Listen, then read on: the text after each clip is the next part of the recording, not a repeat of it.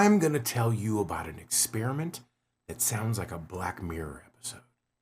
And it explains why you keep losing deals you should be winning. Yale University, a guy named Stanley Milgram puts an ad in the newspaper. He's looking for volunteers. Pays like $4 because it's back in the day. Says it's a study about memory and learning. Sounds boring, right? Here's what actually happened. You show up. There's a man in a white lab coat, very official. Clipboard, lab coat, whole thing. He introduces you to another volunteer. Nice guy. Says his name's Mr. Wallace. You shake hands. The researcher explains the setup. This is a study about punishment and learning. Mr. Wallace is going to memorize word pairs. Every time he gets one wrong, you're going to give him an electric shock. You're sitting in the front of a machine. It's got switches labeled from 15 volts all the way up to 450 volts. The last few switches, they're marked XXX, danger, severe shock. It's like that scene in The Dark Knight where the Joker gives the two fairies the different detonators, except you're the only one with the button. And now there's a guy in a lab coat telling you to press it. Mr. Wallace, he gets strapped into a chair in the other room. You can hear him through the wall. The test starts. He misses one of the word pairs. The researcher says, please administer the shock. You flip the switch, 15 volts. You hear a small grunt from the other room. He misses another one, 30 volts. Another grunt.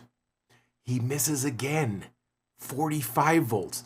Now you hear, hey, that's starting to hurt. You look at the researcher, you say, should we keep going? He doesn't even blink. He just says, please continue. So you do. 75 volts. Mr. Wallace yells, that really hurts. 120 volts. He's screaming now, begging you to stop. He says, I have a heart condition. You turn to the researcher and you say, I don't want to do this anymore. Here's what he says in return. Completely calm, completely authoritative. The experiment requires that you continue. Now, I know what you're thinking. There's no way that I would keep going. I would just walk out. I would tell that guy to go shock himself. I'm not a villain in a Christopher Nolan movie. You'd like to believe that, wouldn't you? But here's the thing. In the Milgram study, 65% of the people went all the way to 450 volts. The switch marked XXX. Even after Mr. Wallace stopped responding. Even after they kind of thought they might have killed him. And by the way, Mr. Wallace was an actor. There were no real shocks, but the participants did not know that. They thought they were torturing someone, and most of them did it anyway. Why? It's because of one thing, the authority bias. The guy in the white coat with the clipboard in the official setting with the calm, repetitive instructions, that's all it took to turn regular people into stormtroopers. Following orders, not questioning, just executing. Now, here's where this connects to why you're losing deals. Say you're in a meeting right now, big opportunity, been working on it for months. You're talking to a director of operations, smart person, forward thinking, sees the value in what you're selling. This is your Luke Skywalker, your champion, the one who's going to help you blow up the Death Star. Then they say, I love this, but I need to run it by our VP before we can move forward. You say, of course. When can we get time with them? They say, oh, you don't need to be on the call. I'll present it to her and I'll get back to you after I run it by her. And right there, your Luke Skywalker just walked into the Emperor's throne room alone, without a lightsaber. Because here's what's about to happen. Your champion is going to walk into that VP's office. They're going to pitch your solution with all of the enthusiasm of someone who genuinely believes in it.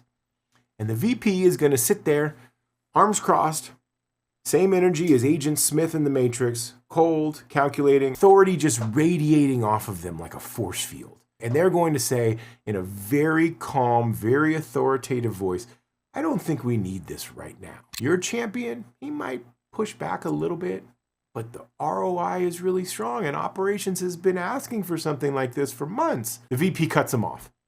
Let's table this and move it to Q2. We have other priorities, right? And just like that, your deal is dead. It's not because your champion didn't try. but because they just got hit with the Emperor's lightning and they don't have the strength to fight back. This is the authority bias in action. And it's the same force that made 65% of the people in Milgram's experiment keep flipping that switch. So our brains developed a shortcut. When someone with authority speaks, we assume they're right. We don't question, we just comply. It's why Morpheus can tell Neo to jump off a building and he does it. It's why Tony Stark's entire team follows his plans even when they sound insane. It's why every person in Wakanda listens when T'Challa says, "Wakanda forever," and charges into battle. Authority overrides logic. Authority overrides fear. Authority overrides everything. And in your deal, your champion doesn't. And you're not even in the room. So here's what most reps do wrong. They think the champion is their ally, their partner. They're Samwise Gamgee carrying them up Mount Doom with the ring. But the truth? The truth is your champion is more like Cypher from the Matrix. Not because they're gonna betray you, but because the moment they're faced with real power, real authority, they're gonna fold. They're going to take the stake. They're going to choose the illusion of safety over the hard fight. So here's how you do it differently. Same deal, same champion. They say, "I'll present it to the VP." You pause, you don't panic, and you say this. I appreciate that, but let me ask you something. When you walk into that meeting, what's the first thing he's gonna say to kill this? Well, this will make him think. It's kind of like doing a pre-mortem. It'll make them think of all the possible things that could go wrong. So they'll say something like, "Well, probably the cost."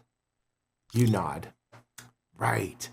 And when he says that, what are you going to say back? Silence. See, here's what I've seen happen hundreds of times. You're going to give him the ROI numbers. He's going to nod. Then he's going to say something like, "Let me think about it," or "Let's revisit this later."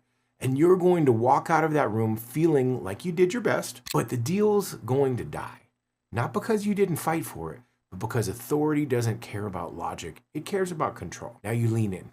So here's what I'd suggest. Let's both be in that meeting. Not because you can't handle it, but because when he raises the issue of cost, I can walk him through how 3 other VPs in this industry justified this exact same investment. And when he pivots to some technical objection you've never heard of, we don't lose momentum.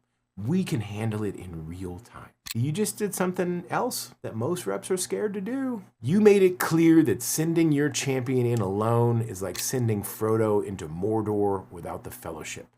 Technically possible, but why would you? See, this is where that empathy comes in. You're not telling them they're wrong. You're showing them the movie that's about to play out, and you're giving them a better ending. Because here's the truth about authority. It doesn't just make people comply. It makes them want to comply. It makes them rationalize bad decisions as good ones. Your champion is going to walk out of that VP's office and convince themselves that now is not the right time, even though 5 minutes before the meeting, they were ready to sign up. That's the Milgram effect. That's what happens when authority enters the room and you're not there to counter it. So something else to do next time. Before any champion says, "I'll take this to my boss," you ask one question. Walk me through that conversation. What's she gonna say that could kill this deal? And when they answer, you say, "Great, let's make sure we're both in the room," because when she says it, I've seen too many good ideas die in a meeting I wasn't invited to. You're not asking for permission. You're making it illogical not to include you, because the person with authority wins. And if that's not you, you're just another person flipping switches while someone else controls the board. Don't be the stormtrooper, be Darth Vader. Be in the room where it happens and make sure your authority matches theirs. Otherwise, you're just hoping your champion is strong enough to survive the Emperor's lightning. And they're not.